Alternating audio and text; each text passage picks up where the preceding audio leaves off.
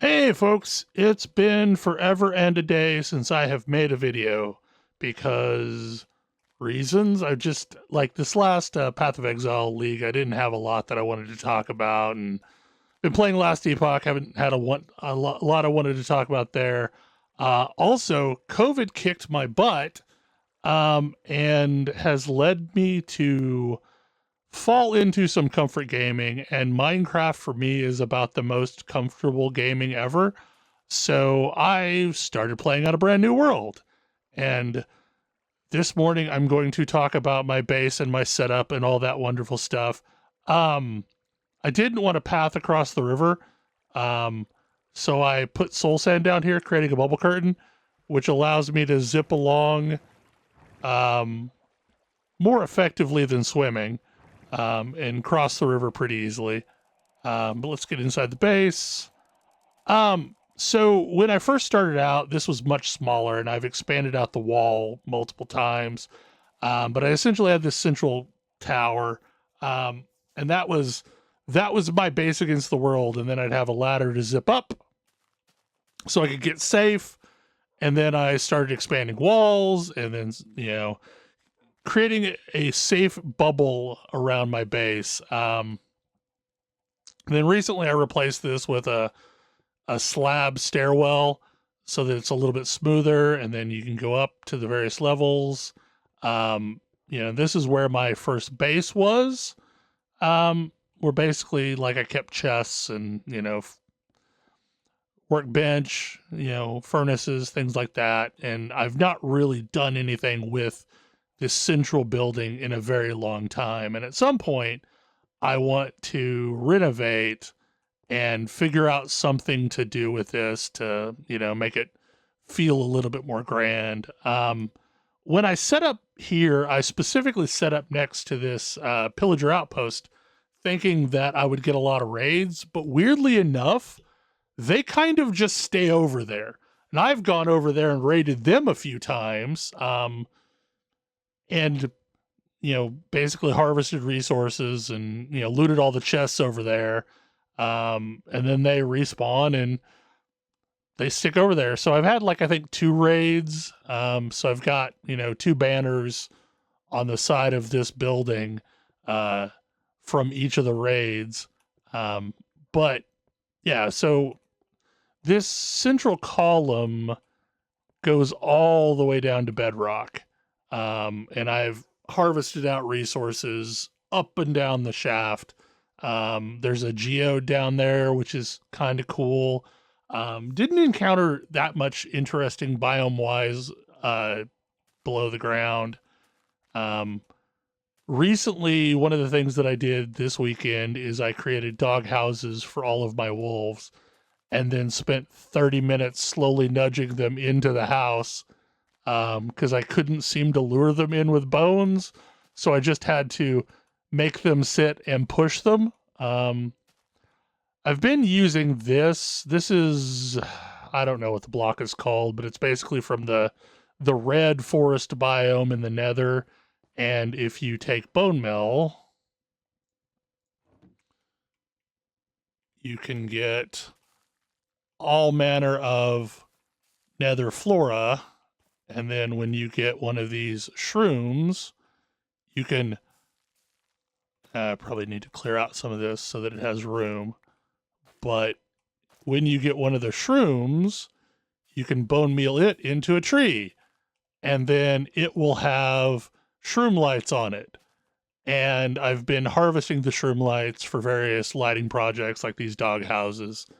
It's kind of cool. Like, it is a thing, and I'm trying to find the blue biome so I can set up a patch with the blue trees, so that I can, basically harvest those at will as well. But I do not have that yet. Have a pen full of sheep just for, wool if I need it.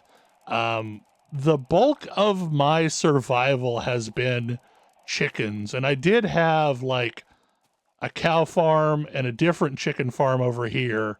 So if you read my blog, you've probably seen those in the background, and I recently got rid of those because this chicken farm works so good. So basically, like, I have a pen full of chickens, and then I have another little area of chickens that are laying eggs, and the eggs go into the chest and also fill up the hoppers and basically everything that's got eggs. Then I have an overflow chest up here, and its hopper is also full. So what I'll do is I'll use the chickens as a food source, and the feathers are also useful somewhat, but I don't shoot enough arrows to run out of them. But I'll mostly use this to heal up my tools. So all of my tools have mending on them. And this will give me a huge source of experience when I come down and, clear out the chickens. And then I have a machine that when I flip this switch, it starts pitching eggs against this wall, spawning chickens. And I think there's like a 1 in 8 chance of an egg hitting a surface of it spawning a chicken. So it will clear all of this out. And then once it's cleared out again, I'll flip the machine off and start the process of filling the chests for either them laying eggs up here or me collecting eggs down in the pen and plugging them into the box. Like this is so full. There's nothing is collecting the eggs right now. But anyway, so as a result, I have like a bajillion D chicken meat. And I have this row of smokers and furnaces. And realistically, I probably need to switch all these out to smokers. But the idea is that I'm using dripstone plus a solid block plus lava above that to drip down lava into these cauldrons, and then I keep a set of buckets over here. So I've got, basically another set of buckets ready to go for whenever I'm going to cook the next batch of chicken. The cooking of chicken is also a not insignificant amount of experience. So between all of that, my tools stay pretty well healed up. But now I'm kind of in this phase of building farms. The first farm that I built doesn't work terribly well. This took a lot of resources. And essentially it is a mob drop farm. So you can see like, here's a mob already that's getting killed by the campfire, and the stuff from the campfire is getting sucked into these chests. And it works well enough if I just stand here and idle. But more than that, what this object ended up being was a really good frame of reference of where my base was whenever I go roaming about. So recently, I undertook a big project where I basically built scaffolding off of this up here all the way to the top, because the top is basically all cobblestone and safe, and then I had a lip around it, and I essentially went down below, harvested lava, and took it up one bucket, or like an inventory full of buckets at a time. So I was using those 7 buckets, and I'd go up to the top and drop the lava, and then the lava has created this curtain. So there's basically just a row of blocks around each side, and it's created this giant torch essentially that I can see from any direction pretty well, and it lights up the night, especially with this shader pack. So it's very easy for me to find where I am. And also, like, since I've recently picked up a mod that shows me a mini map with the coordinates, and that helps too. But before I did that, that giant shape was a really good source of finding out where my base was. Anyway, so we'll talk through some of the other buildings up here. I obviously needed more storage than what I had in the tower, so I created a little storage building down here with assorted things. So like I have, you know, some tools and stuff that are in various states of repair, you know, more arrows, um, coal and lighting and chests and, you know, various other stuff. And then, you know, boxes based on chests, you know, so based on block type. Like here's some, like I had a silk touch pick for a while, and these are ores that at some point I need to put on the ground and mine out so I can turn them into actual proper ore. I need all that iron at some point, because my iron reserves are kind of getting low, because I've been making a ton of lanterns. So like I have, you know, 29 iron blocks, and then so like I have plenty of iron still, and I have plenty of diamond, and this isn't even all of my diamond. Um, anyway, so you know, created the storage chest shed. Then I created a smithy of sorts that has basically like all of the various crafting machines in it.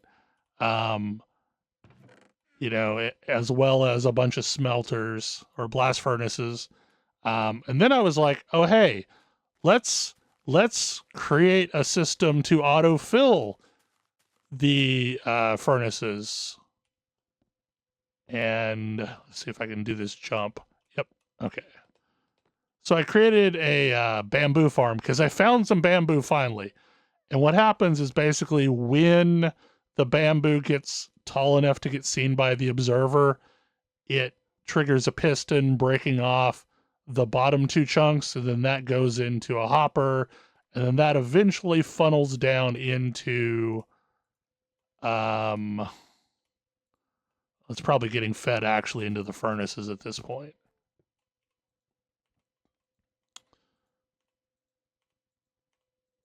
Anyway, but that eventually will cause it to turn on. The problem is I'm not generating enough bamboo, so I may need to build that up a bit higher and have multiple farms stacked on top of each other. Because in theory, like these farms could be stacked forever. And I created a similar one for sugarcane. You know, so I have a ton of sugarcane now. And the only difference on the sugarcane is there's a row of water back here that's behind the mud blocks. And similarly, I finally found some cactus and created a cactus farm. And it's not been running too terribly long, but essentially it works in a similar fashion where so essentially there's fence posts between the rows of cactus so that whenever it grows up, cactus can't be beside anything. And this plays on that concept where as soon as it grows one more block up, it breaks off because it's beside something, and then there's water in the bottom that funnels it to a central column that goes all the way down to a hopper. So, and again, this is one of those things that could be stacked indefinitely. So like I could have as many layers of this as I wanted. Although I'm almost out of glowstone because I haven't harvested a ton of it from the nether. While I'm also over here, I have basically most of the crops that I've expanded outside of my base. So, you know, watermelon, wheat, I believe this is carrots. Yeah, carrots, pumpkins, potatoes, I think, and then beets. That's pretty much all of the crops. I do have some cocoa beans because I found some of those. So in theory, I could set up a cocoa farm. I just haven't messed with that yet. So I have plenty of room to add some more farms in this area. The thing that I probably need to try and do is there are some villages. There's basically a village in that direction and a village in that direction and a village, I think, in that direction, but they're a long ways off. And in theory, I need to bring some villagers here via boats so that I can try and set up a iron golem farm, because I've hollowed out a bunch of the area around my base and have basically tapped out on resources for iron. So once my iron's gone, I don't have a lot of reliable sources. Let's see. While I am talking about this stuff, you can see from up here where my first little hidey hole was. Let's try not to get shot by a skeleton. See that bridge right there that I created a trapdoor on? That was my first start in this world, was in that little cave. But there was a zombie spawner in there, so I quickly decided I needed to go elsewhere. But I have connected that up to my base, and torched off the zombie spawner, and that was my first mob farm. But like, really, zombies aren't that useful. I used the meat, the rotten meat, to make all my doggos, but past that, it's not really that useful. So that's when I created the mob drop farm, and that was how I was getting arrows originally. And then I decided, oh, I need to lure some chickens because, I need feathers, and then that went out of control. And I have too many feathers now, and so many that I created a trash compactor. So you basically dump something in here. So we'll throw these crimson roots in, and it starts spitting it into the lava to get rid of it. So I am to the point where I have more than enough feathers, and I'm getting rid of them. Basically, these central boxes are my arrow reserve. So, flint, sticks, and feathers, so that if I need to craft arrows, I come over here and I can craft them really quickly. But I still have a reserve of arrows, and I've got a 64 stack on me that I'm not really using them that much. So one of my new projects that I've done recently is I needed slime for sticky pistons. So I have essentially hollowed all the way down to bedrock. And then I set up a slime farm, and it doesn't work terribly well. Like, it's the drop rates are not amazing, so I need to work on this. But pretty much every time I come down here, there's some slime in these boxes.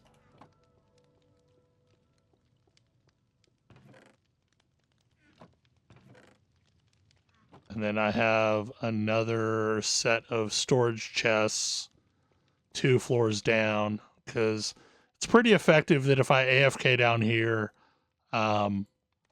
slime will eventually show up. And I've been using these chests mostly as overflow, because, like I said, I have hollowed out basically all the way down to bedrock at this point. And then I've strip mined every floor, looking for resources. So go down here really quick. Yep, and here was bedrock.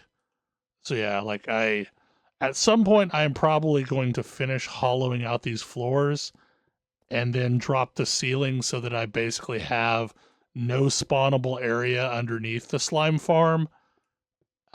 Thinking maybe that will improve the rates of spawns. I don't know.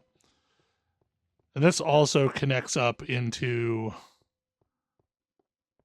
the rest of the undercroft of my base.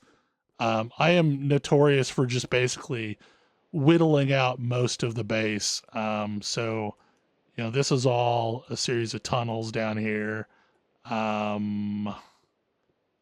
Like I said, somewhere down here.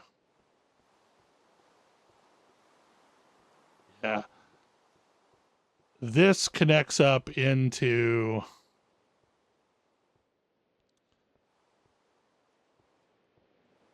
that area that I was talking about, that you can see from my base.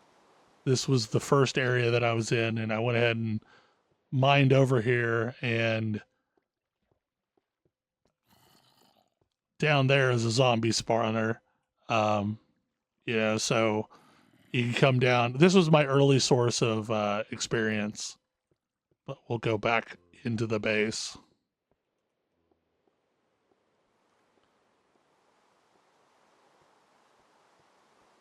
I like making tunnels.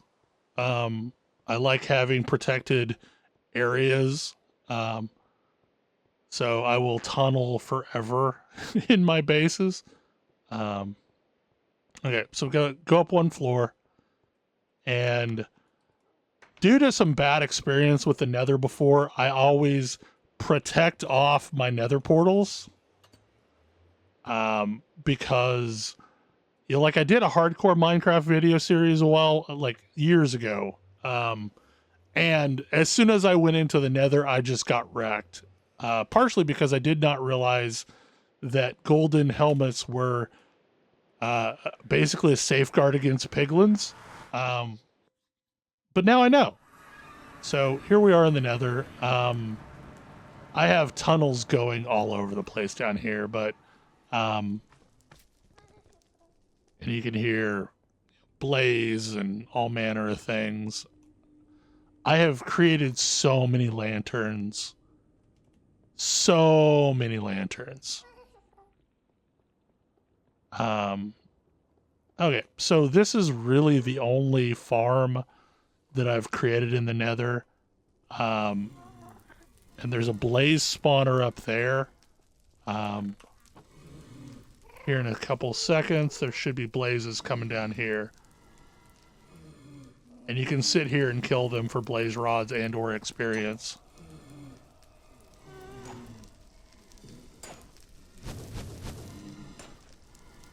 And there's not really anything that they can do.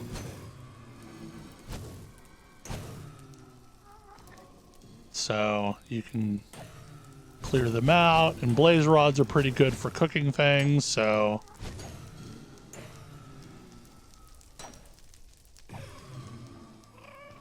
and then there's already 17 in the bin. I don't know how much more I want to get into this, because like I have massive tunnels going all over the nether that I've built out over the course of the last 2 weeks. Yeah,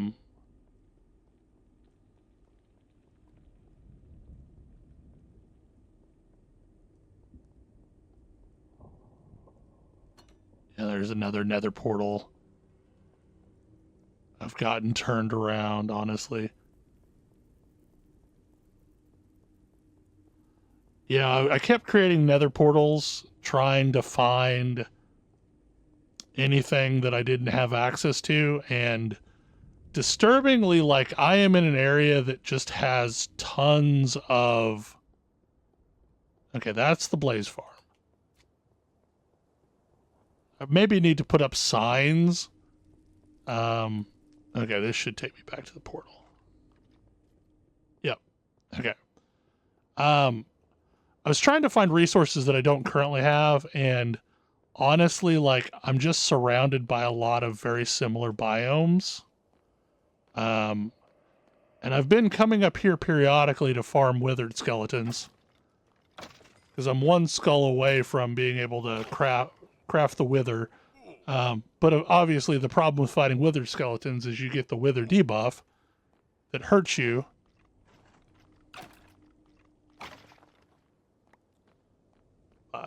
Anyway. Other than that, I think that's pretty much my world. Go back over to the other side.